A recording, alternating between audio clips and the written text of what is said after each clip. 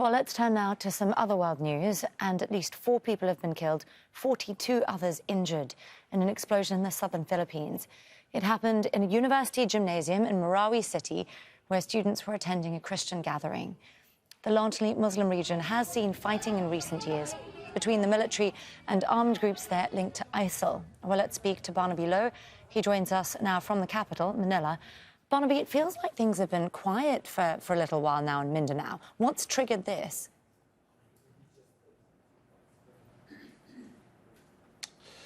Yeah, Anastasia, actually it's quite easy and tempting to link what has happened in Marawi, this bombing at Mindanao State University, to what is going on in Gaza. People online already saying that this attack was inspired by Hamas or inspired by atrocities being committed by Israeli Defense Forces against Palestinians, depending, of course, on one's perspective or which side one is on. But from the point of view of the Philippine military, they say that they are looking at all angles right now because we are still in the early stages of investigation. But one particular angle that they're looking into is how certain so-called extremist groups based in the southern Philippines in Mindanao is retaliating against recent offensives that the Philippine military has launched. There was one in December 1st,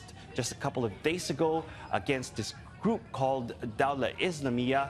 And during this offensive, 11 members of Dawla Islamiyah were killed. Now, yesterday, December 2nd, there was one offensive as well against the Abu Sayyaf group, which is one of the longest existing extremist groups based in the southern Philippines in Mindanao.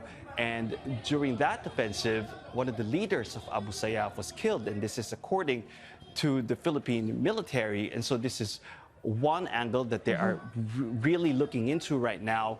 But based on the statement of President Ferdinand Marcos Jr. as well, there might be an element of foreign terrorism here as well, which is something that the Defense Secretary, Gilberto Teodoro, also mentioned during his press conference just a couple of hours ago. So just to give you a little bit of context here, and you mentioned already, Marawi was the scene of a months-long siege in the southern Philippines between government forces and another extremist group, ISIL-linked or at least ISIL-inspired group, the Maote group, back in 2017. Now, according to the Philippine military, they have severely weakened the Maote group, but this doesn't mean that the Maote group doesn't have the capability to carry out this kind of attack.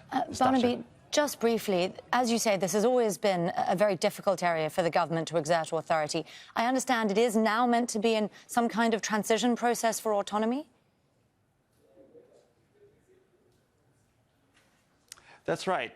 This whole region, including Marawi City, is part of what's called the Bangsamoro Autonomous Region of Muslim Mindanao. So for decades and decades, there were separatist movements in this region of the Philippines. And so there were decades of war between government forces and different separatist groups. And these separatist groups have now splintered, but the main groups have signed peace agreements with the government. And so this is now an autonomous region that is transitioning. They have their own parliament, they have their own police forces, but the national government is very much still in control. There's supposed to be an election to be held next year or the year after, in 2025.